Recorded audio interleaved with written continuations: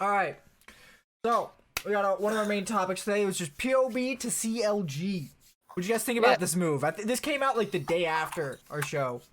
He should have been the jungler for TL, but I agree. Should have been. I agree. Oh man, I'm pretty sure TL should have refunded Broxah back to Fnatic. Don't you mean refused him? And put POB in the jungle, the kid. Mm-hmm. And just had him there. Well, I mean, POB came back to like an 0-2 week, but you know he's happy now, which is you want him to be happy. He looks better than Crown to me. He looks better than Crown. I can't fully judge him. There was like I think only one bad zero that I saw in the game, but I also don't know how to judge Zeros. That's me. That's me. All right. So the guy in the chat saying POB held through jungle over Broxah, that's a fact, my guy. That's true. You're spitting it real. Is that my boy David? Hold on just a second. All right, so I'm thinking. I don't know. I've never met David. This is the best move that CLG could have possibly made besides blowing up the entire roster.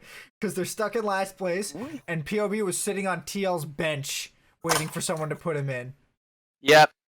It was more like Steve was like, hey, you know, we can't put you in right now, but we got a spot for you. And Pro Belter was like, all right, I'm happy to be there. Starting position opens up. He's just like, yeah, put me in. I want to be competitive. I'm LCS ready. Somebody's about to catch these hands. Somebody's about to catch these Shurima shuffles. Matt, what'd you think of Pro Belter this weekend? I'm sorry. I was laughing at Amon's someone's about to catch these Shurima shuffles. Someone's about to catch these Shurima shuffles. That's how you do it. That's how you be dealing. All right. I don't know. He seemed fine. I think, but I mean, before I fully compare him to Crown, I'd like to see more than 1 week because if he does okay this week, but then next week he just implodes, then I'll be like, well, you know. I mean, he played into FlyQuest and C9 this week. That's quite the they're first and second place right now. That's quite a weekend. I keep forgetting that FlyQuest is second place because I know, right? Who would have guessed it? They should be they should be 15. I don't know. Ooh, that was Golden Guardians. I was shitting on Golden Guardians, and now that should they're hinging on playoffs. Sure, but I have to flame FlyQuest because it's Haymon's team. Why? Come on. We gotta go at each other. That's the point. Do you know how much time is? Do you know how many minutes combined on this podcast have been me shitting on TSM completely unfoundedly? No evidence.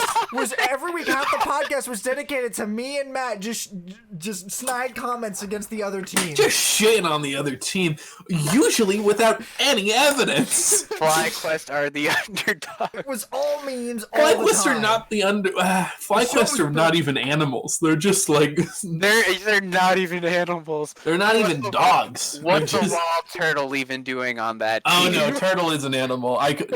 That's on me. You caught me slipping. Turtle is an animal, and that's a fact. Turtle is an animal. Sometimes he'll make sure that you die after he's taking a. He always flashes forward. That's animal-ass behavior.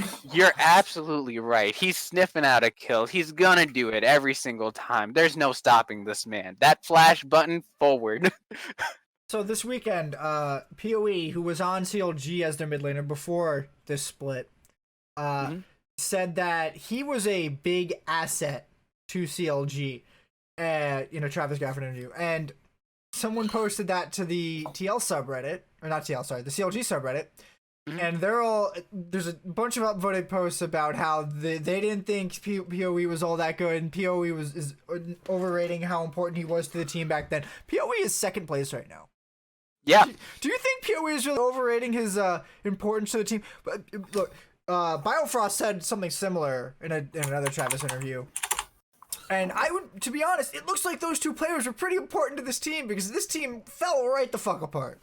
They had Crown, who was a top 3 mid laner at the time, or at the end of last split, and they still can't put up wins. They won one game, and I don't call that game a win. Yeah. Yeah. And PoE definitely has some confidence in himself. He He definitely deserves it at this point. He's really proven that he can be the number 2 mid laner. He's gone head to head with a lot of mid laners. Him and Ignar have been a goddamn great combo and a great upgrade for this team. Okay, but number From 2 10th mid laner? place to 2nd? Wait, what? What do you mean number 2 mid laner? You mean the mid laner on the number 2 team or the number 2 mid laner in the league? You're right. Actually, I'm trying to think of a better mid laner right now. Because Yerksen, there's probably Jensen, better mid. Who else? Niski. Okay, you're right. There's a lot of competitive Jizuke. mid laners, but yeah, he's Jizuke. I don't know. Did you watch that game last night? I wasn't being serious. He's a one-man army. Is he? You wanna take us? You wanna take us home? Yeah, I think I will. I think that'll do it for this week on the Legendary Lens podcast. You can catch us Tuesdays on twitch.tv/NizzyTV11 at 8 p.m. Eastern. Catch the VODs on the YouTube channel Legendary Podcasts.